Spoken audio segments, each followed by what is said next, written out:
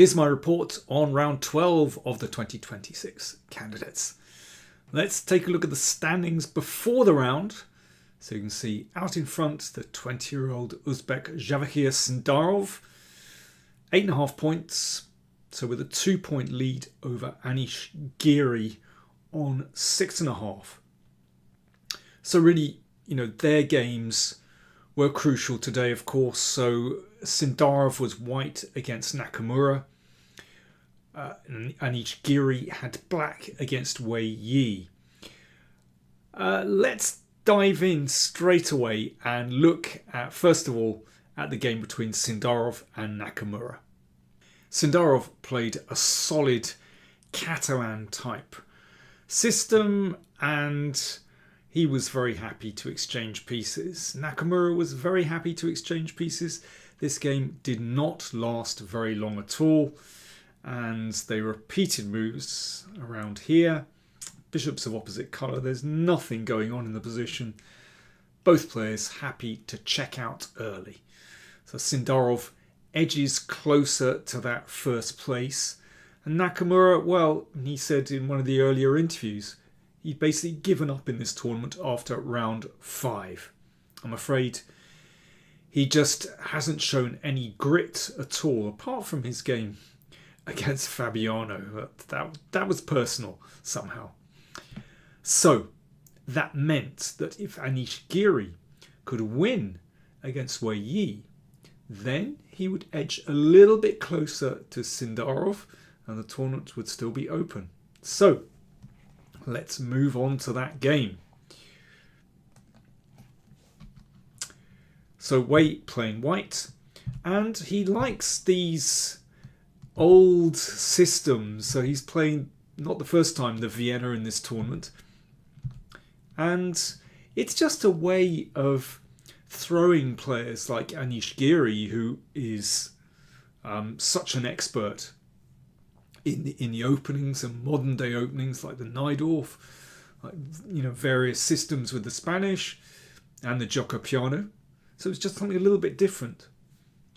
And we certainly get an interesting position on the board because Wei Yi plays in romantic style with f4. So this is a kind of hybrid between a Vienna and a King's Gambit. I mean, it's not really a gambit, of course, because it's just an exchange. White picks up that pawn. But it seemed that Giri was ready for this line. He wasn't thinking very long over his moves. I looked in my database actually and I saw there's a game by Capablanca here from a simultaneous in 1913, and Capa's opponent played very meekly here with bishop e7. But no, c6 is a much better move. Just looking to strike out with d5. d4 from Wei Yi, again played quickly. Both players not thinking too long over these moves.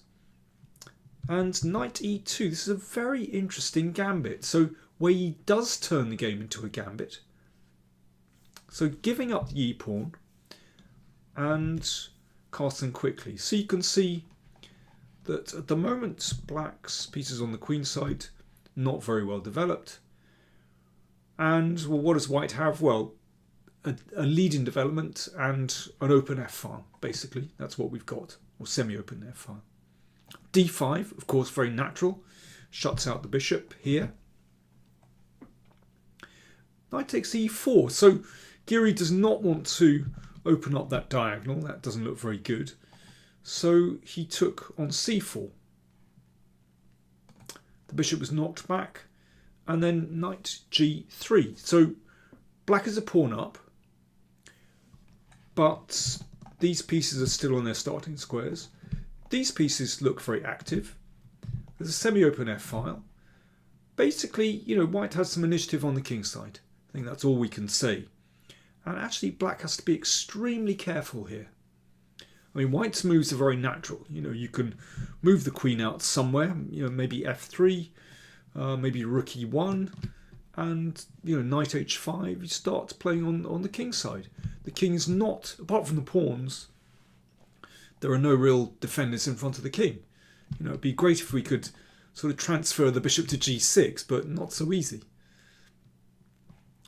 Knight a6, I think that's really prudent.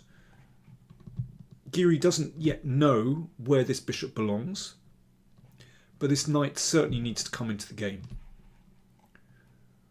Queen e2, so Wei Yi just looking at that pawn. Very interesting moment. Giri played the knight back to c7 here, just returning that pawn, which is actually very wise. If bishop e6, after knight h5, black is already in massive trouble in this position. White has a tremendous attack. I mean, just let me give you an example. If g6, I mean, there's a brilliant move here, actually. Rook e1. And it's very nice that white's pieces are lined up against these bishops. If pawn takes knight, then this is just fantastically strong. You know, after this, queen h6, rook e3. This rook just swings up the board, and this is absolutely fatal. Bishop e5, that's a great move. And that's just one variation. There are many other variations where this rook is just perfectly placed coming into the game, either swinging across or looking good on the e-file. It's very interesting. You know, very easy to make a move like bishop e6 protecting this pawn. But Giri has a strong sense of danger, and he played knight c7. So gave back the pawn, so queen c4 now played. If rook e1 here, then after knight d5, that knight does a much better defensive job than the bishop on e6. So it's looking at some key squares here, and actually black doesn't have a problem with any white attack. So Wei Yi compromised and simply recaptured the gambit pawn. And now it's roughly level. I mean, I still think that it's best here to play rook e1. You know, white's pieces are very active, but it's roughly level. But Wei Yi went in with knight f5, and somehow that does black a favour because it sorts out black's development, and this knight is pushed back from a good square. Wei Yi decides to go forward, and that was exchanged off. So now Giri is left with this beautiful knight on d5, which can't be pushed away. And I mean, there are lots of moves here. You know, rook e8, queen somewhere. You know, the queen could go to h4, e7. Lots of ideas. But Giri, after a long think here, played a4, which I think is quite a nice move. It starts to cramp white's queenside pawns. c4, so that brings the queen back into play, but rook e8 starts to look down the e-file, very nice. Rook e3 exchanges off that rook, rook b8. And black's only problem here is that the king is slightly exposed, but with that knight dominating in the middle, then it does block out white's pieces. Bishop h6.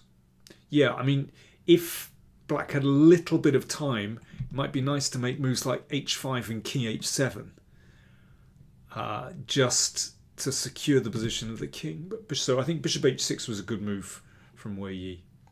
Queen f6, rook d1, and now g5. So it's getting critical, and of course players are running a little bit short of time. We're at move 27 here. They've got to get to the time control at move 40. I think Wei Yi here makes a very good practical decision. So he's, over his last few moves, bishop h6 and rook d1, he's basically decided to give up an exchange, get rid of that strong knight in the middle, because at least black's king is exposed. For example, if king h8, then bishop takes pawn, and if queen takes, of course, queen e5. Double attack. So this is Giri's problem, the exposed king. So he's got to try and consolidate, but it's not easy. Queen d2. Yeah, somehow, we'd like to move these pawns back to their starting squares, but this is the problem when you advance pawns.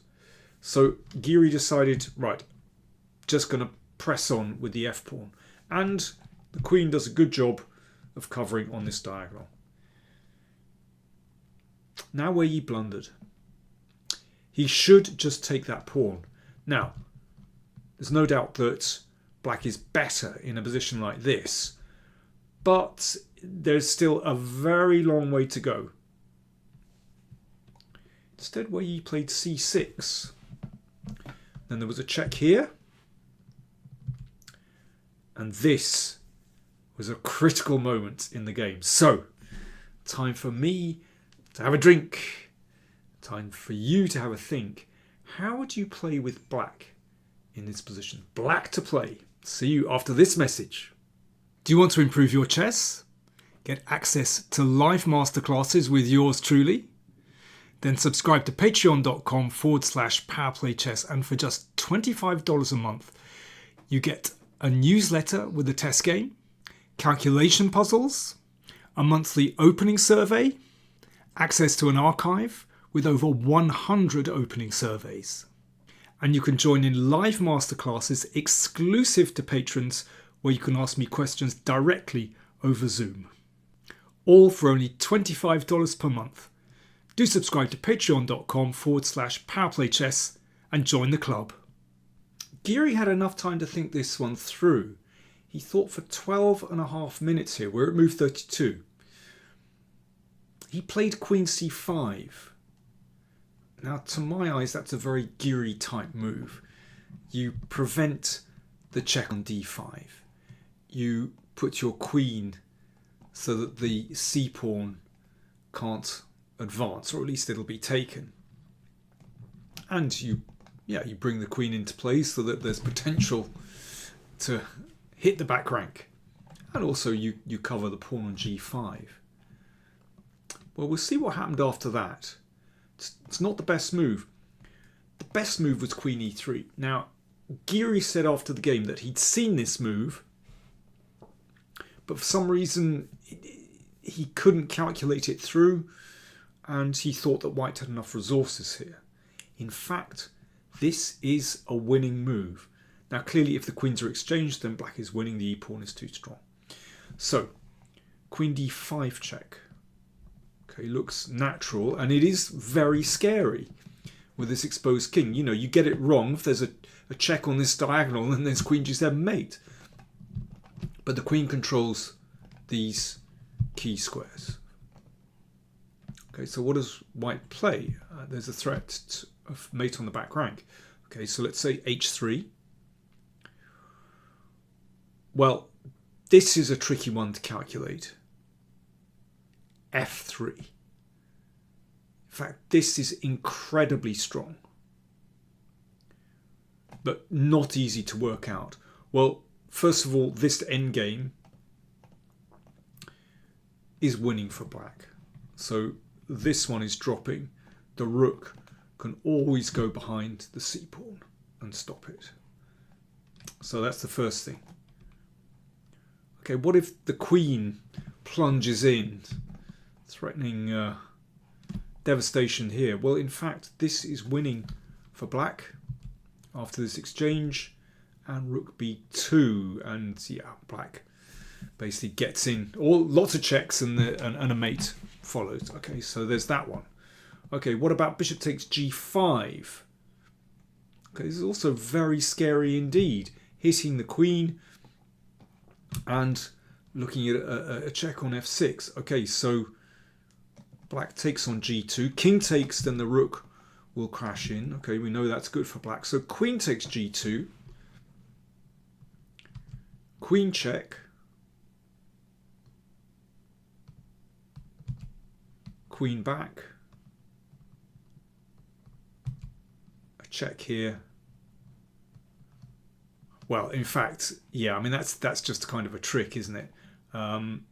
Sorry, queen e1 here. Queen e4 check.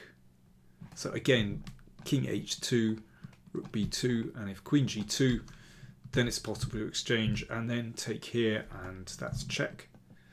Take this one, rook behind the c-pawn, and it's winning for black. But I mean, these moves are not obvious, and you know, there's also c7 to consider in this position. And after this, again a check. You know, white can consider this kind of thing. In fact, the king can escape perpetual. I won't go into it, but basically the king runs towards the queen side. Queen e3 is a winning move, but extremely difficult to calculate, particularly when you've got a move like queen c5, which looks like it covers all the key squares and looks like it's winning as well. And that's the one Giri went for. And the game went like this: c7, queen takes c7, f3, queen c4.